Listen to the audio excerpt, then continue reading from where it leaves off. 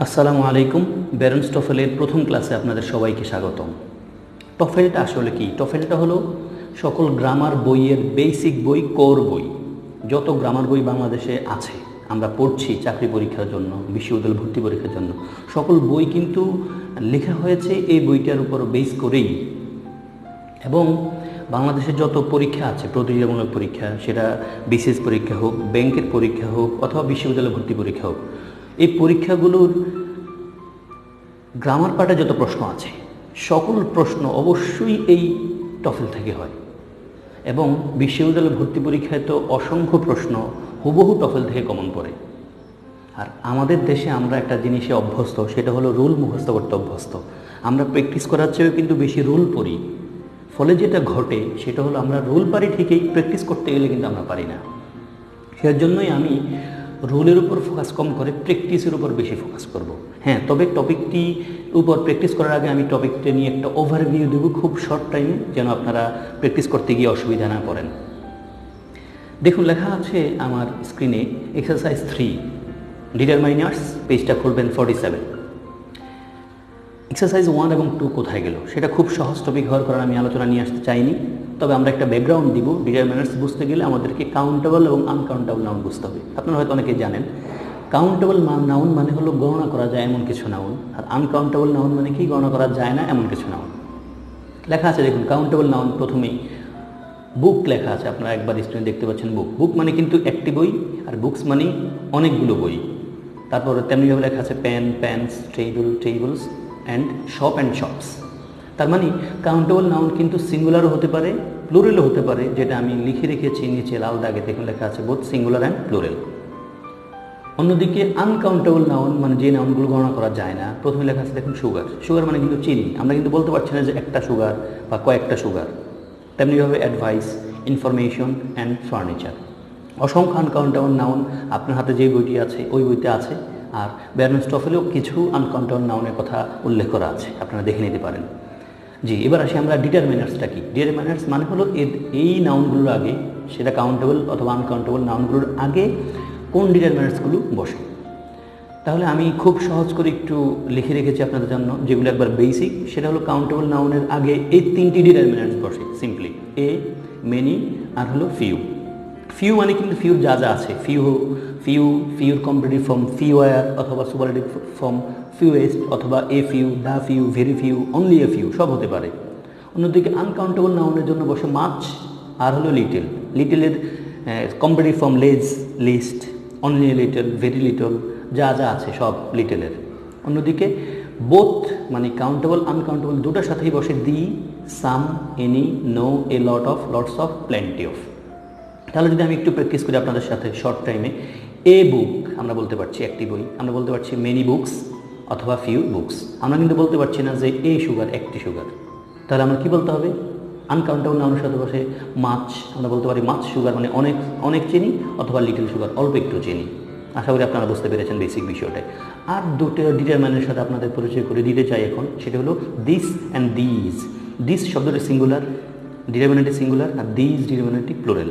ফলে দিস ডিটারমিনেন্টের পরে যখন নাউন আসবে সেই নাউনটি নিশ্চয়ই সিঙ্গুলার হবে। দেখুন লেখা আছে দিস বুক। অন্যদিকে দিস যেহেতু প্লুরাল, এরপরে যে নাউনটা আসবে সেটিও কিন্তু প্লুরাল হবে। লিখেছি আমি দিস পেন্স। তেমনিভাবে দ্যাটের প্লুরাল হলো those, that singular, those plural. তাহলে দ্যাটের পরে যে নাউনটা আসবে সেটা হবে সিঙ্গুলার, দোজের পরে যে নাউনটা আসবে সেটা হবে প্লুরাল। নিশ্চয়ই বুঝতে পেরেছেন। দ্যাট নিউজ, দ্যাটটা সিঙ্গুলার, নিউজটাও তো নিশ্চয়ই সিঙ্গুলার। আপনি ভাবছেন হয়তো এটা প্লুরাল। দেখুন নিউজ শব্দটি কিন্তু আনকাউন্টেবল নাউন, ফলে এটি সিঙ্গুলার। আনকাউন্টেবল নাউন সবসময় সিঙ্গুলার, দ্যাট নিউজ। অন্যদিকে দোজ যেহেতু প্লুরাল, দোজ শপস, ওই দোকানগুলো। তাহলে আমরা আজকের ক্লাসের ওভারভিউ শেষ করলাম। এবার আমরা প্র্যাকটিসে চলে যাই খুব দ্রুতই। একবার হুবহু ব্যারন্স টফেলের এক্সারসাইজ 3-র 10টি প্র্যাকটিস আমরা করবো। 1 নম্বর প্র্যাকটিস, আপনি আমার সাথে একটু চিন্তা করবেন, আমি আনসারগুলো পরে বলবো, আপনি আগে বলবেন আপনি ঠিক করেন আনসার কোনটা। 1 নম্বর, হি ডাজন্ট হ্যাভ মেনি অথবা মাচ মানি। মানি শব্দটি আমি বলে দিচ্ছি, মানি যদিও আমরা গণনা করি, কিন্তু ইংলিশে মানি শব্দটি আনকাউন্টেবল নাউন। তাহলে আনকাউন্টেবল নাউনের সাথে মেনি বসে না, কি বসে? মাছ বসে। আপনি বুঝতে পেরেছেন নিশ্চয়ই। তারপরে আসি 2 নম্বর, I would like a few অথবা এ লিটল সল্ট। সল্ট কিন্তু সুগারের মতো, চিনি, সল্ট মানে লবণ, গণনা করা যায় না, ফলে কি হবে, এ ফিউ না হয়ে কি হবে, এ লিটিল। আশা করি বুঝতে পেরেছেন। আমি আনসার লিখেছি, দেখুন, he doesn't have much money and I would like a little salt on my vegetables. Third প্রশ্ন, আপনি দেখুন আনসার কী হতে পারে। শি বট দ্যাট অথবা দোজ কার্ডস লাস্ট নাইট। আমি কিন্তু প্রথম স্লাইডে ওভারভিউতে বলে এসেছি কার্ডস শব্দটি কিন্তু প্লুরাল, ফলে তার আগে যে ডিটারমিনেন্টটি বসবে সেটিও প্লুরাল হবে। আমরা পড়ে এসেছি প্রথম ওভারভিউতেই দ্যাট সিঙ্গুলার, দোজ প্লুরাল, ফলে দোজ হওয়ার কথা। দেখি আমরা আনসার কি বলে পরে। তারপর দেয়ার আর লেস অথবা ফিউ আর স্টুডেন্টস। স্টুডেন্টস যেহেতু ছাত্রছাত্রী গণনা করা যায়, ফলে আমরা লিটিল শব্দের কম্পিটিভ ফর্ম লেস, ফিউ শব্দের কম্পিটিভ ফর্ম ফিউয়ার। আমরা কোনটা নিব? অবশ্যই ফিউয়ার নিব, যেহেতু কাউন্টেবল নাউন সেহেতু ফিউয়ার হবে। There are fewer students in this room then in the next room. Answer সেটাই বলা আছে, দেখুন, আশা করি বুঝতে পেরেছেন।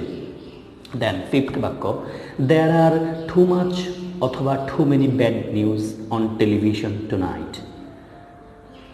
তাহলে আমরা দেখতে পাচ্ছি এখানকার নাউন কি, ব্যাড নিউজ। নিউজটা হলো নাউন, আমি এক্সাম্পলে বলে এসেছি প্রথমেই। তাহলে নিউজ শব্দটি কিন্তু আনকাউন্টেবল নাউন। আপনি যে কোনো একটা বইটি থেকে দেখে নেন, অসংখ্য আনকাউন্টেবল নাউন আছে, নিউজ শব্দটি আনকাউন্টেবল নাউন।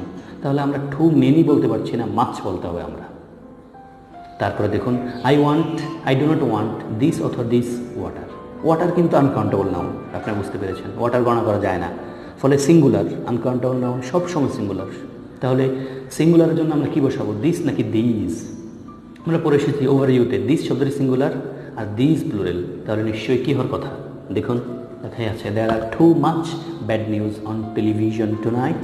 অ্যান্ড 6 নম্বরে, I do not want this water. আশা করি বুঝতে পেরেছেন।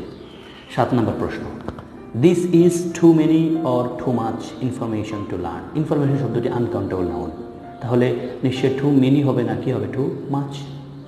দেন a few or little people left early. তাহলে পিপল শব্দটা অ্যাগেইন কাউন্টেবল নাউন, গণনা করা যায়, ফলে লিটল না হয়ে ফিউ হওয়ার কথা। আনসার তাই লেখা আছে, this is two much information to learn and a few people left early. 9 নম্বর প্রশ্নে চলে এসেছি আমরা, উড ইউ লাইক লেস অথবা ফিউয়ার কফি দেন দিস। এই প্রশ্নটি অসংখ্যবার অসংখ্য বিশ্ববিদ্যালয়ে ভর্তি পরীক্ষা এসেছে। তাহলে কফি কিন্তু সেই পানির মতোই, আমরা কফি পানি দিয়ে বানিয়ে খাই, তাহলে সে কফি কিন্তু গণনা করা যায় না। কফির স্পেলিংটা গুরুত্বপূর্ণ, COFFE, কফি। তাহলে কফি গণনা যেহেতু করা যায় না, সেহেতু আমরা লিটেলের কম্পিটিভ ফর্ম হলো লেসে যেতে হবে। তারপর 10 নম্বর প্রশ্ন, দিস জ্যাকেট কস্টস। এই জ্যাকেটটার দাম too much or too many. Costs মানে কিন্তু দাম, তাহলে আপনি ভাববেন যে এরপরে তো কোনো নাউন নাই, নাউন এই টু মেনি অথবা টু মাচের পরে নাউনটা দিয়ে আমরা সিম্পলি আনসার ঠিক করি। এখানে মানে কথা নাই ঠিকই, কিন্তু আমরা বুঝে নিতে হবে যে দিস জ্যাকেট কস্টস মানে কিন্তু দাম মানে কিন্তু টাকা, মানি। তাহলে মানি আনকাউন্টেবল নাউন, ফলে আমরা টু মাচ লিখতে হবে, সেটাই লেখা আছে, দেখুন, would you like less coffee than this. 10 নম্বর, this jacket costs too much. আমি আনসারগুলো একসাথে করে রেখেছি, আপনারা দেখে নেবেন। স্লাইডটিকে স্ক্রিনে পজ দিয়ে, তারপর 6 থেকে 10 পজ দিয়ে দেখে নেবেন। এবং সবগুলো প্রশ্ন আমি লিখেছি, সবগুলো ব্যালেন্স টফেল থেকে। আপনারা পজ দেন অথবা স্ক্রিনশট দিয়ে রাখেন, আপনার প্রয়োজন মুহূর্তে আপনি আনসার মিলিয়ে রাখবেন, অথবা আপনি এখন কাগজ কলম নিয়ে আনসার করতে পারেন, দেন আমার ভিডিওটা আবার দেখতে পারেন। আজকের মতো এখানেই।